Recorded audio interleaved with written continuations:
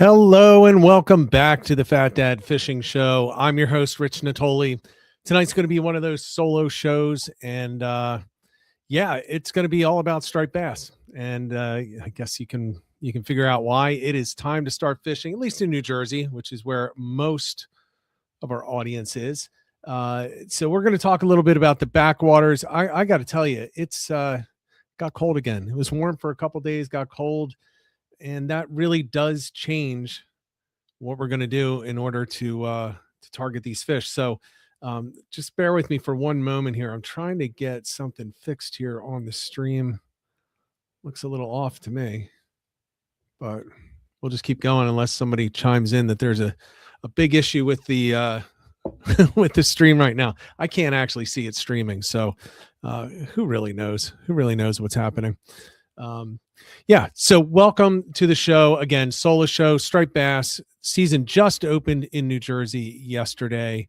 So we're going to go through some tips, and what I'm going to say is it's going to be basically 15 tips for fishing spring striped bass. And it's going to basically focus on the backwaters because that's typically what we're focusing on. So I'm going to go through that. It's going to be stuff that's been pulled from all of the guests over the past several years, some of my personal information. And I would like those of you that are in the chat, chime in. You guys often know more than me.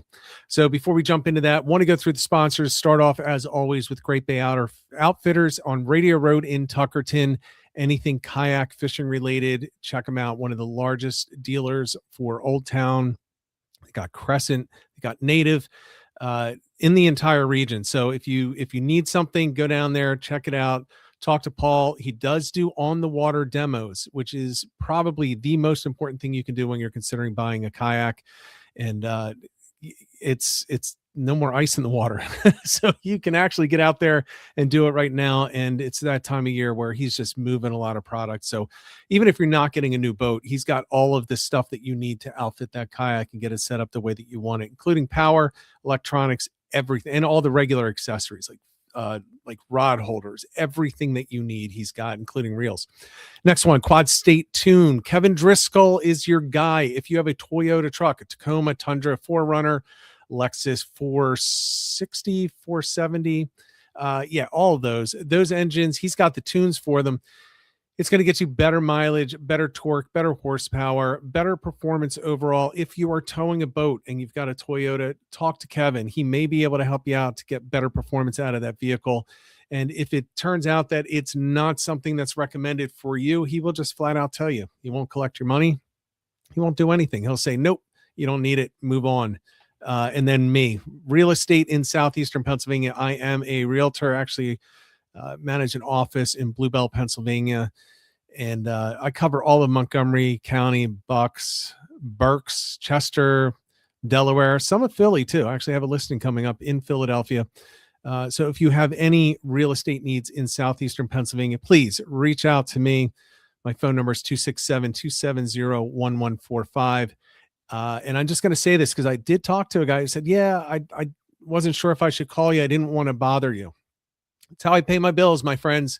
So you're not bothering me if you have potential business for me. It is always welcomed. And I love working with people that have found me or somebody that has watched the podcast or live stream has sent my way. It's just a cool twist to it. So reach out. And with that said, we're going to jump in and we're going to talk about basically, I kind of went through. I'm a dork, man. I listen to these old shows because I learn a lot from the guests that are on. So I've been going through the striped bass ones because I want to get on the water, want to start fishing for striped bass. Didn't really do it last year at all. Definitely didn't the year before. So it's been quite a time off the water for me. So I was getting all pumped up, listening to Matusin, Bayside Dave. And I figured, you know what, let's do a condensed version tonight. And let's just go through some of the biggest tips that we've gotten from everybody over that time. Now, I am going to focus mostly on artificial, okay? Mostly artificial, but I will also talk a little bit about bait fishing. And again, those of you that are in the chat, throw anything in that you have to add to the conversation or anything that I miss, anything you disagree with as well. That would be awesome. All right. So number one, the first thing that I'm going to throw out there as a tip or something to consider, and I know it's going to sound stupid. Water temperature is everything right now. And it doesn't necessarily mean that if it's 38 degrees, they're going to bite or they're not going to bite. 42 degrees, they are going to bite or they're not going to bite. What I'm talking about specifically is, look, the water temperature is the water temperature at this time of the year. The thing that you got to keep in mind is these fish have been there. They've been there. A lot of them have been there all year. They don't leave necessarily. They don't not come because the water is too cold for them. They were here under the ice. They're here right now. But what does matter is the variance in the temperature, especially in the backwaters. They're really going to look for those temperature differences, and it's really key to try to find those. And there are some ways that you can do that. One of the things you can focus on is real simple. If you're going to fish during the day, or if you're going to fish early in the evening, look for the darker colored bottoms in the shallow water. Those are going to absorb the sunshine a little bit more during the day, and you may get a 1 degree or even a half degree difference in temperature. And often that's all it takes. That makes that area the productive area. Whereas 10 feet away, it's got a drop, it's got a current maybe, and it's 1 or 2 degrees different. And the fish just aren't either sitting there or they're not as active. So look for those little temperature variances. And again, 1 degree can do it.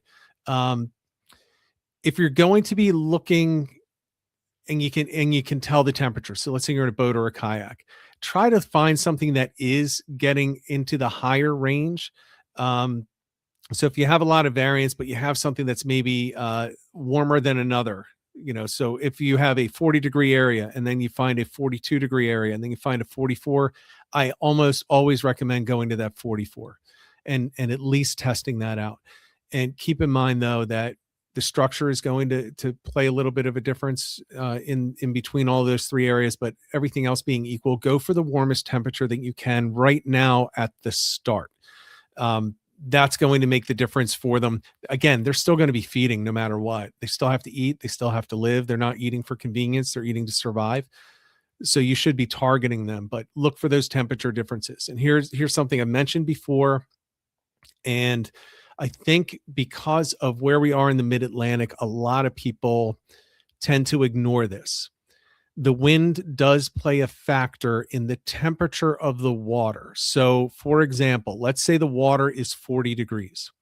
And let's say you're out fishing next weekend where we're supposed to be in the upper 50s, maybe even to 60. And you get a little bit of a breeze hitting that water.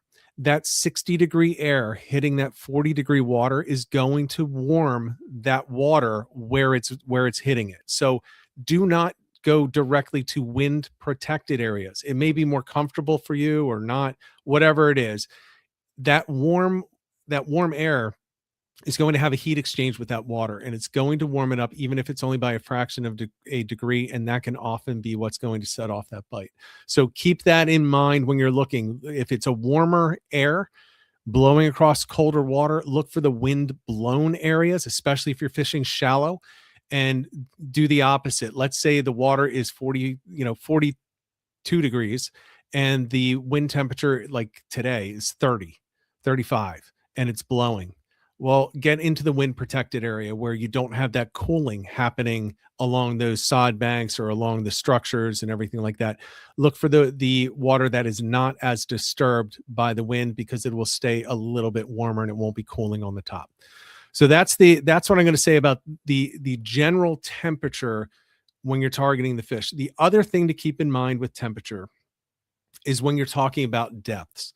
Now, this also can, if you think about a river or you think about an inlet, you think about out front, the depth does offer some variance in temperatures. If you go deep enough, you will have a thermocline in that water. You can see that on your depth finders, your fish finders, whatever you want to call it. You can often see, if you have it tuned in correctly, you can see the thermocline in the water, which means it's a very clear temperature break. And often what will happen is in that deeper water, especially during the day right now, we'll talk about day versus night later, but especially during the day, you will see these fish go in. I often overuse this term, but it is true. they will almost hunker down during the day in those deeper, more consistent temperatures and just kind of sit down in there during the day. They kind of stack up on each other. That's where you start seeing on the fish finders what looks like the bacon, just the wavy lines going across the entire screen, and they'll sit underneath that thermocline in that more consistent temperature. So look for that as well. That is not as important though as these shallower areas, which is typically where you're going to see the bass feeding at this time of the year, especially. I say. But keep that in mind if you're looking at the deeper water. Next thing that I'm going to say is fish the warmest part of the day if possible. It goes along with those temperatures again, but mid-afternoon through early evening is probably going to be your best bet if you want to fish during the day. And again, it's all about the temperatures. When you have that sun beating down on the water, you are going to get some type of a temperature increase, and that can often kick them off. Again, it can be a fraction of a degree, and it can be enough to kick them off and get them moving.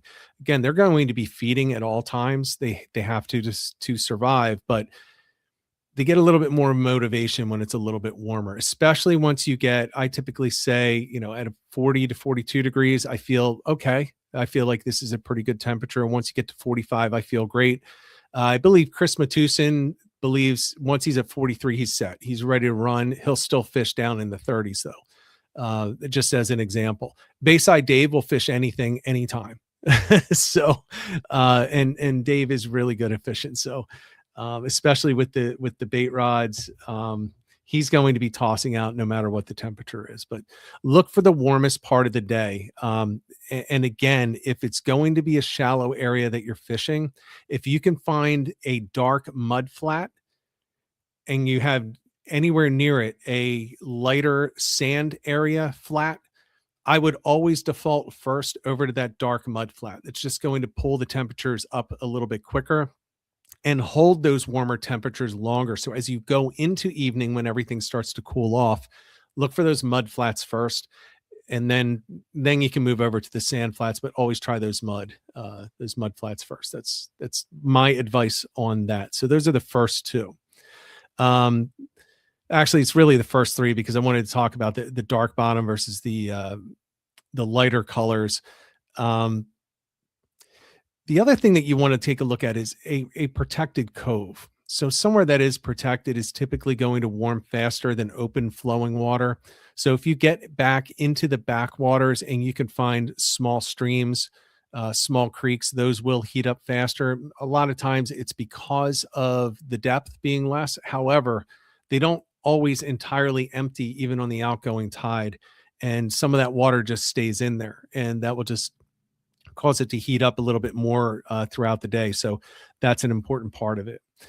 Before I go on, let me just see if I missed anything.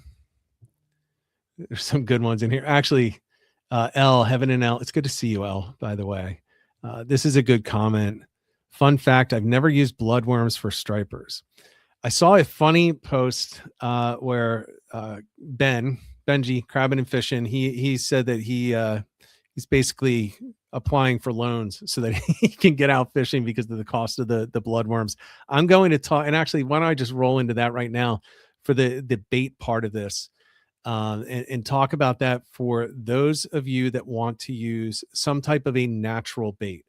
I'm not going to go into all the regulations in all the different states for what you can and cannot use for live bait. I'm not going to go into the circle hooks. Either you know it or you don't. Hopefully you know it. And if you don't know it, hopefully you don't get caught.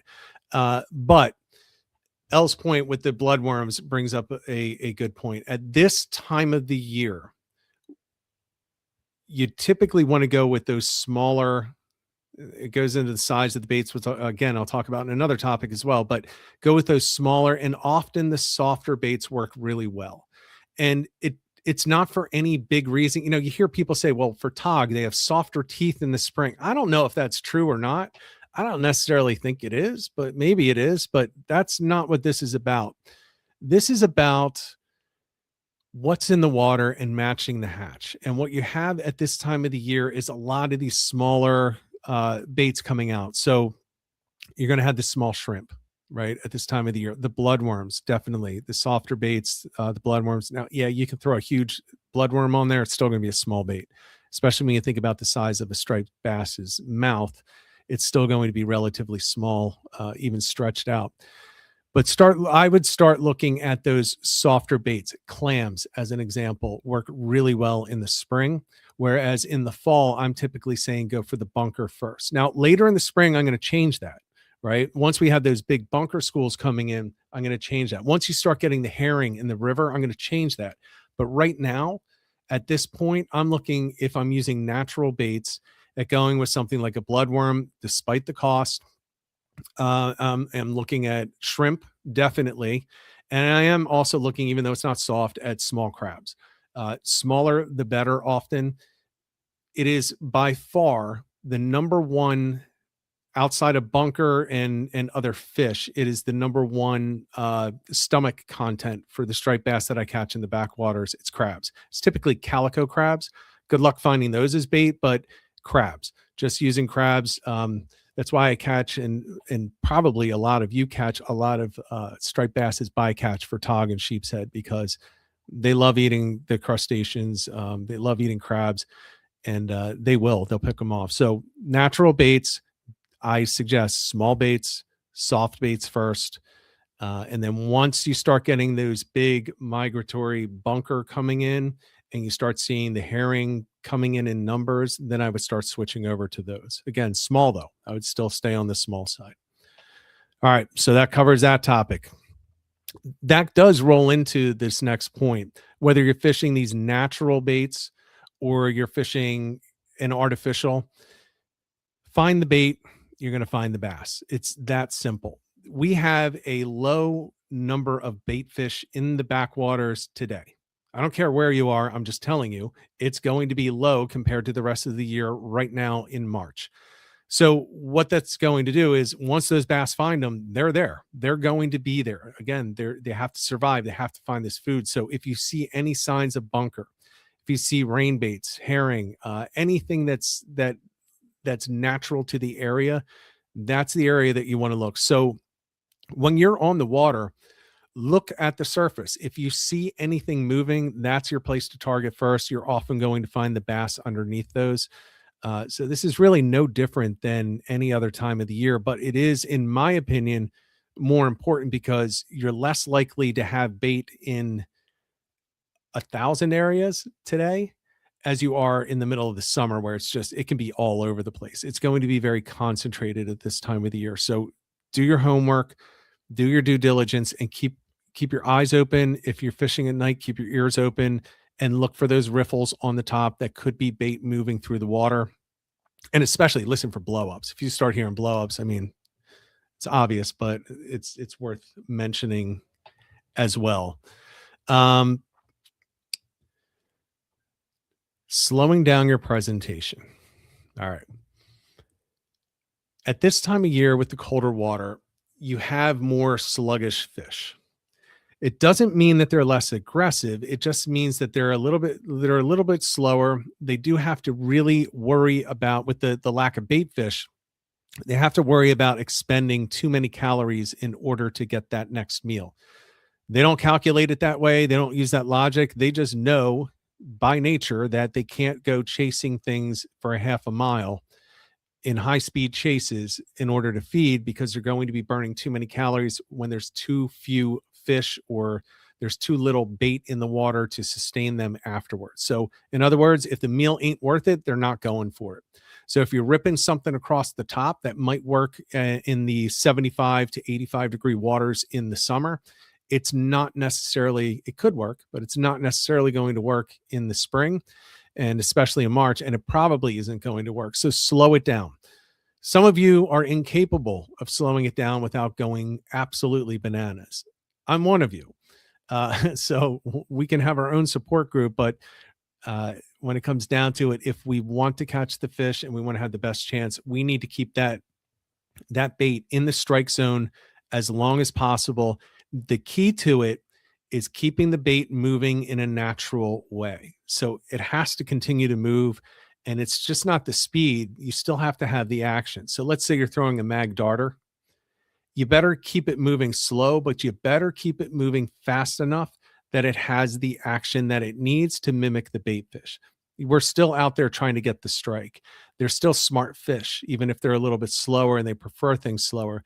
They're going to take the time to look at it and really gauge whether or not it's a natural bait and worth going after. So keep that in mind. Slow down the presentation while their metabolism is slower, their speed is slower. Work the lure very deliberately. Don't be overly aggressive, but keep it moving in a natural fashion or as close to natural as you can. Again, we're just trying to fool them into thinking it's real. So make sure you do that. The next one is, where are you fishing in the column? I'll tell you what, years ago, I used to say it had to be on the bottom. And it's totally wrong. And if you've seen the episodes with Chris on here and it's, oh God, several others, Scotty, top water at this time of the year, it works. Fishing just subsurface really works. You just have to make sure that you're fishing in the right area and try the entire column. But there's nothing wrong with going out and fishing on the top right now, as long as you're working it slow. What I do suggest is use a suspending bait if you can, something that can get you just under the surface so you're not totally up on top, but just below. That'll often work well. If you're working really deep, then that's where I go to the soft plastics. I typically use a paddle tail or a jerk shad, something like that, and I work it deep. So it's, again, a smaller one. So I'm using maybe a 4-inch, maybe 4.5 at the most, but I'm not going with those big, huge baits. But work the various parts of the water column and don't forget about the top water. You can catch a lot of big fish on top water. If you're on a flat, top water is essentially the entire water column anyway. So there's nothing wrong with fishing it if you're fishing it properly. So when you go out there, you don't necessarily need to bring your full bag of tricks with you. You don't have to be loaded down like you are when you're not quite sure what you're going to go after and what's going to work. Just grab a few lures that can cover the entire column. Again, on the small side, you can use metals, you can use woods, plastics, soft plastics, all of that. But really keep in mind that you want to make sure that you can fish them well enough in the slow presentations. And the side point of that is this. You have to also keep in mind the currents. So what you can fish slowly in a current may be different than what you can fish slowly with no current. Typically, these striped bass are going to be in a current, right? I mean, that's where they want to be, structure alongside a current. That's why jetties are awesome. It's just whipping currents. It's whipping the food right past the rocks. They're able to tuck in behind them, come shooting out and attack. They're doing that year round. So if you're going to find a place that has a current, make sure that you can work it in the current. Don't go out with your little 3/8 ounce jig head if that's not going to get you down to the bottom and that's what you brought it for. Make sure that you keep in mind you still have those currents. And if you're going to really slow it down, you can typically go a little bit lighter, but not necessarily, especially if it's too light, you're just going to have some of these soft plastics pulling them up. So keep that stuff in mind when you're doing it. One tip that I'm going to give is this: when you are, as the next point, when you're retrieving, one of the most famous retrieves that everybody talks about is the twitch, twitch, pause cadence. So twitch, twitch, pause, twitch, twitch, pause, and you're just reeling on the pause to take in the slack. In the cold water, you're typically going to get more strike. Now, you're usually getting strikes on the pause, but you're more likely to get it on an extended pause at this time of the year because, again, they're moving slower. They have the slower metabolism. So when we're talking about slowing it down, it's not just do a smaller twitch and another second smaller twitch, or if you're just doing a single twitch pause, just make sure you have the pause in there. And I would add just a little bit extra pause to that. Be careful when you do that near the bottom. If you pause too long, you may end up hung up on the bottom when you're not trying to fish the bottom. If you're mid-column, keep that in mind. You may need to go down on the weight so it doesn't sink as fast. You may need to use some of the soft plastics that have some buoyancy just to keep you suspended a little bit better. You may need to work the current from a different angle. Whatever you need to do, but just keep in mind that if you have that longer pause, that will often trigger that bite for that striped bass. All right. And once you get that thump, if you miss it, don't change your retrieve until the next cast. If you feel like you need to change the retrieve, don't go, twitch, twitch, pause for a second, twitch, twitch, pause for a second. And then you get the thump and now you're doing it, twitch, twitch, pause for a half a second. Don't change it that way. Keep it the same way on the same retrieve. Switch it up on the next toss if you feel that it was the retrieve that didn't work. That's often actually, just to share this, that's the biggest mistake that I make when I'm fishing cold water in the spring for striped bass. I would typically, as I said, I'm terrible at slowing things down. And what I find is it often takes 2 or 3 casts to the same exact spot. I'll get one really quick rip against it, a tap, like a hard, sharp tap, but not the thump. And then I slow it down a little bit on the next cast. Then I get a decent thump, but only one of them. And it takes a longer time for it to happen. Then on the 3rd or 4th cast, when I throw it to the same exact spot, when I really have it slowed down, I'm really deliberate and I give it that extra pause.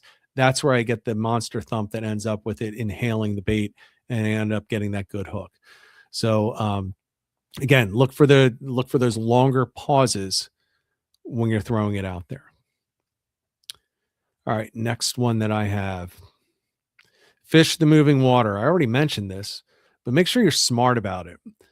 Just because the water's moving doesn't mean that's where they're going to be. Again, we already talked about the temperatures. We already talked about other things like that, but I'm saying mainly just to be careful at this time of year. If you're fishing from the banks, be careful you're not going over the bank. Be careful you're not going through the bank and getting stuck in the mud, as a lot of people will be and actually were yesterday in New Jersey. At least I saw a couple of posts about people getting stuck and the sod breaking off a couple of times. Nobody got hurt, nobody drowned or anything, but some people got wet when they didn't want to. But keep in mind that these fish will often hold closer to that moving water, and the moving water is going to show the riffles off of the structure underneath. So look at the creek mouths, look at the edges of the channel. If you are out in a kayak or a boat in the backwaters and you're fishing the middle of a channel, you might catch a fish, but you're doing it wrong. They need the structure. They need where that water is coming off of it, because again, they're ambush predators. They are looking for a spot where they can post up. They can wait for the bait to come to them, and they can launch a quick, easy attack, a low calorie expenditure in order to get those calories in for the meal. So look for that moving water, but look for that moving water along drop-offs, along edges, along structure. If there's, bridges and docks still remain king in the backwater. Any jetties, I guess those would be considered rocks, seawalls. All of those are going to be king right now if you're fishing structure in the backwater. So look for those. Make sure you're looking for those. Next one, let's talk about time of day. So I already mentioned late afternoon into evening is probably, if you want to fish the daylight, that's going to be the best time. The water is going to hold that temperature in these flats, and especially these mud flats, for longer into the evening. However, regardless, even if it's over sand, keep in mind they're ambush predators. It gets dark. Yes, the temperature drops. It may get really cold. They're still going to feed because that offers them the best opportunity to ambush what they're looking for dinner. So yeah, fishing overnight. And you're probably going to be more productive if you can fish the night shift. If you're on third shift fishing for the next few weeks, I actually think that's better no matter what time of year it is, but especially right now, they're going to be feeding. If you can find a dark area with some lights, that's even better. But even if you're in the backwaters and you're just on a flat, I am going to recommend that you go into the dark. And I'm saying dark. So like pitch black. If it's a new moon, pitch black. If it's a full moon, as dark as you can get it.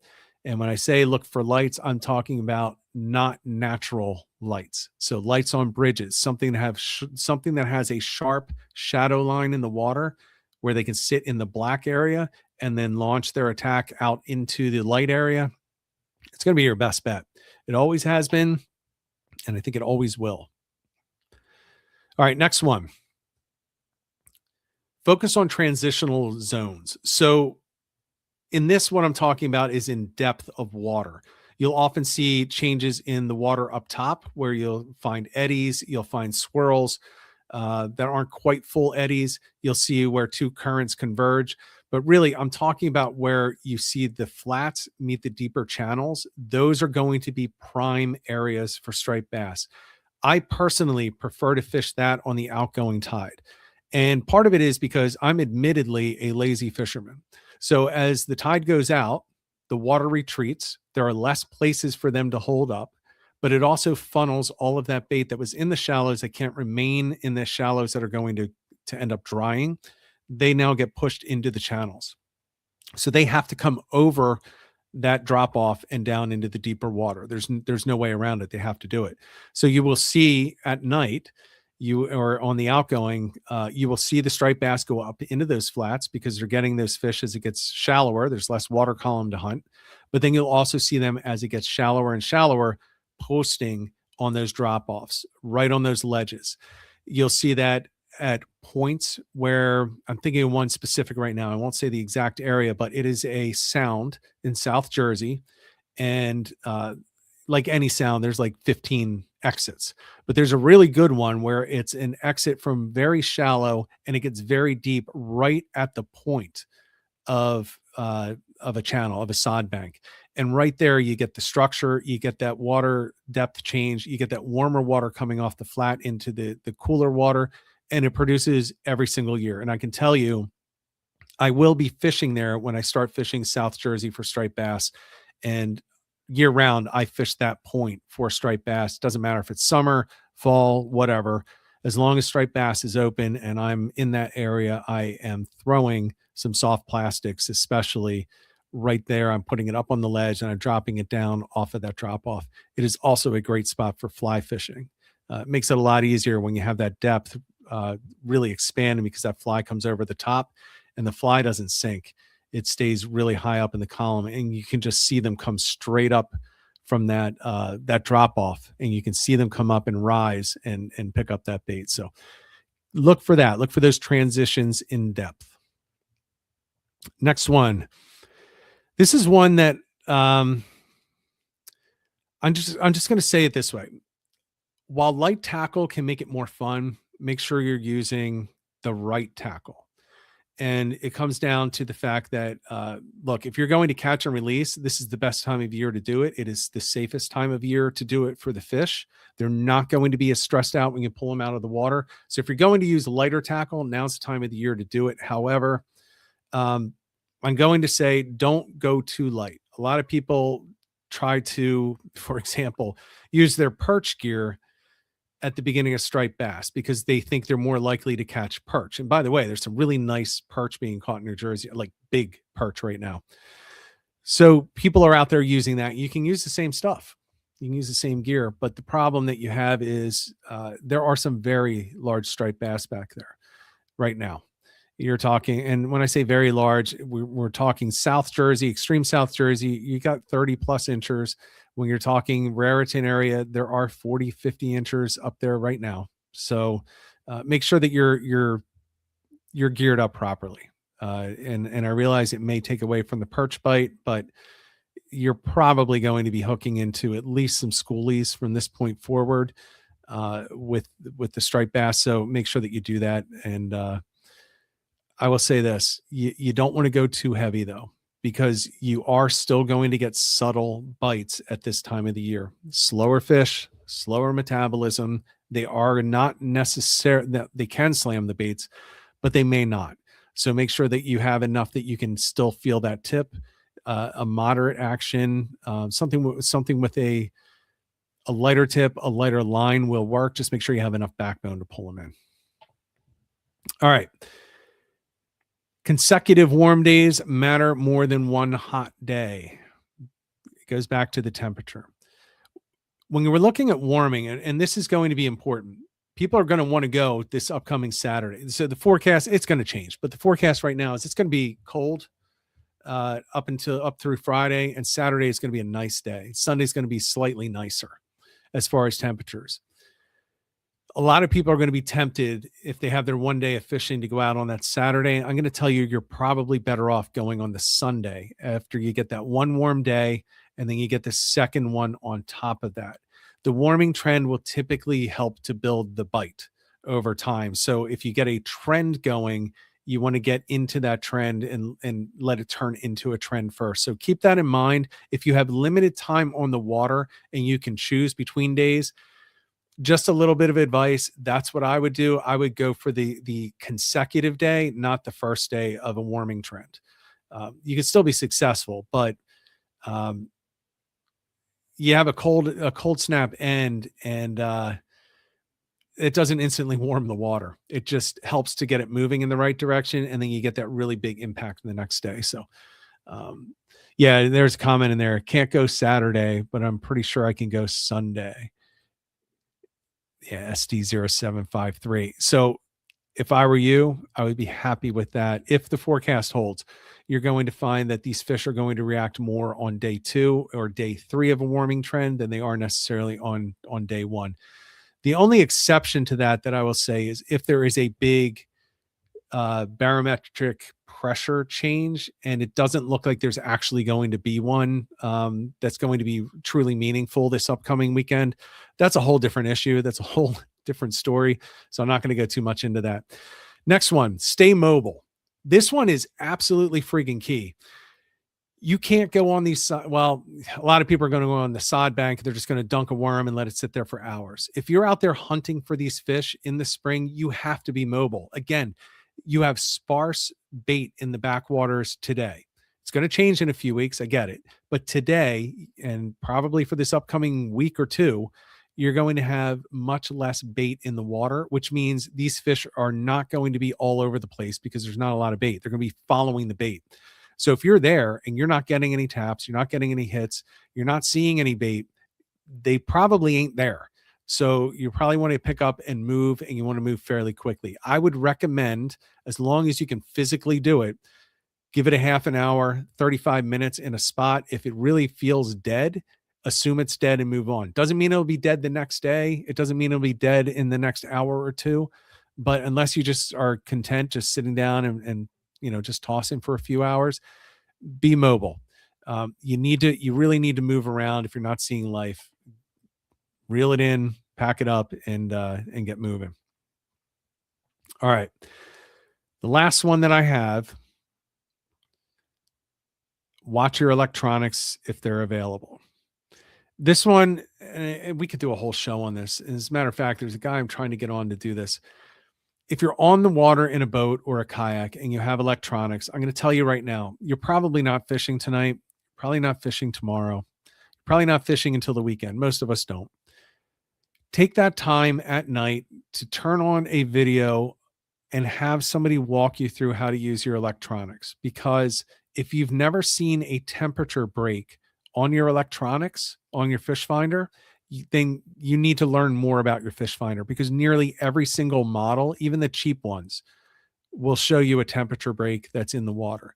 That can be the difference between a banner day and nothing, because you won't recognize it. Know how to dial your fish finder in so that you can see a bait cloud and know that it's a bait cloud. Make sure you can understand, without putting the little fish icons on, how to tell what's a large fish versus a smaller fish. You need to know if you're on schoolies or if you're on larger fish. You also need to know, when you're on a boat or if you're on a kayak, what's the schoolies up top and the large fish on the bottom. That will happen quite often, but not always. So you may hope that there's large fish underneath, but your electronics will tell you that. You'll be able to tell that if you know how to read the electronics properly. And it's different for a lot of different models. There are little subtleties to them that you have to kind of learn on your own, but you can really dial yourself in ahead of time. And look, you're not doing anything after this. You're probably just going to sit down and, maybe watch the Flyers, maybe watch some sports, watch a movie, whatever, just hang out. Maybe you're going to bed, but maybe tomorrow night you have some time. Maybe you have some time at lunch tomorrow at work. I really recommend, don't be a guy who doesn't read directions. Just don't do that with your electronics. You spend all that money, and it can truly be the difference between catching a ton of fish and understanding what you're seeing below you and catching nothing. You should be able to get dialed in with nearly every single fish finder that's out there. And while I personally very rarely use them to find fish, I can tell when it's a school of bunker, and I can tell when it's 20 feet off to the side of me. I can tell what the structure is that I'm going past using the side scans. I can tell the difference between different types of structure underneath when I'm using the down scan versus the regular scan. And it can be all the difference. And especially at this time of the year where the bites can be precious few and far in between, do yourself that favor. You made the investment in your dollars and your time to earn that money to buy it. So that's a big one. Make sure you do that. And specifically for this time of the year, learn how to find temperature breaks, especially if you're in deeper water, because if you can find those, you will often find those fish. So yeah, so that's it. Let me run through and see some of the comments in there. Again, just me, it's really tough. So bear with me for a second here. I do want to say, Rob Woodmeyer, he's for those that have followed him, he's going through some physical stuff. He's in rehab. He's rehabbing himself, getting ready for fishing. He's still a couple months out. I'm glad to hear that you're on that track. I have a bad back. I've been sleeping in a recliner since a week before the first big snowstorm this year. And actually tonight is going to be the first night that I'm going to try to sleep flat in a bed again. So I'm unable to go on the water right now. But Rob, I feel you. You've got even longer to go. So pulling for you there. I do also want to say that Kevin Driscoll, good to see you back and getting back on track. Elle, good to see you. It's been way too long. I can't wait for you to come on. We'll have to talk about the cute little flounder and why you love them so much coming up. And then let's see what else we have in here. Yeah, some good comments. Winter flounder is, so Elle mentioned winter flounder, using sandworms for those. I would like to talk about winter flounder. It's just such a niche species right now, but they're so much fun. And I miss the days where I caught those. So yeah, I'm not seeing a lot of, there is a question, Raritan River, a good choice for this weekend. Yeah, so I'm going to say this. The Raritan River is going to be a good choice, as good a choice as any, all the way through the spring until the biomass actually leaves. Now, I'm not saying that there's a ton of them there, but there are plenty of fish in the Raritan River right now. I've seen the pictures from people yesterday. I've seen the pictures from people fishing early for them, not publicly, but texted to me. They are there. The Raritan River is one of my favorite places in the world to go for striped bass. I think that area right in there within 3 miles of the mouth of that is just probably the best striped bass fishing you're going to find in the world. So yeah, if you can get out there safely this weekend, I would get out there without hesitation. And I would tell you so I went through everything that I do, all these tips in this episode. I will tell you what I typically start with, which is a little bit different. And I'm not using this as a tip. I'm just telling you what I do. At this time of the year in the Raritan River, I actually start right outside of the train bridge, and I'll fish that little flat area right up until that bridge. I will then skip inside there and fish the ledges of that channel all the way up through the bridges. I use a 5-inch, almost like a root beer colored with gold and silver flecks in it, soft plastic on a jig head. That's it. I will use that, and I may not bring anything else except maybe a different color soft plastic. I use the soft plastics there. I'm looking for anything that is between 8 and 16 feet. I know it gets a lot deeper. I'm staying in that shallower area right on that drop. That's where I got what is most likely, it's unmeasured. It was I'm not even saying I landed it, but by the size of it and the length of it, it was well over 50 inches. I believe it was close to a 50-pound fish in March a few years ago, but it was right in that area. they're there. They've been there. Raritan River is always a good choice. And all of those rivers up there are going to be a great choice if you're going to be heading out this weekend. Yeah. So I wouldn't hesitate. And when you catch something, send me a picture, because I'm not going to make it out this weekend. I just physically can't do it. So I got to live vicariously through all of you guys for another couple of weeks. So yeah. All right. So always heard that the flats up past the rail bridge are great. That is correct. Yes. And even further up, don't limit yourself just to that section. If you're in a kayak, just start pedaling, and you're not going to pedal too far. You'll find them all the way up that area. Just be careful around the train bridge when that current gets ripping and the wind gets ripping. That is a horrendously dangerous area. People like to act like it's not, but it is. So just be careful there. So yeah, everyone, thanks for tuning in. Really appreciate it. Hopefully you found this helpful. I went through a bunch of different podcasts and episodes to pull together what I thought were some of the best tips. Again, I presented them as though they're mine. They were not just my tips. I tried to disclose when it was just mine. But a lot of them did come from a lot of our other guests in the past, Chris Matusin probably being the backbone of them. But George Bucci, Chris Matusin, Bayside Dave, Scotty Seven, a bunch of different guys. So men and women, Kayla Hale as well. Yeah. So I appreciate you guys coming back. I look forward to seeing all of the photos, everything on social media. Text them to me. You guys got my phone number. Text them to me. I can't get on the water, so I want to kind of live through you guys this week. I am not going to the Edison Fishing Expo.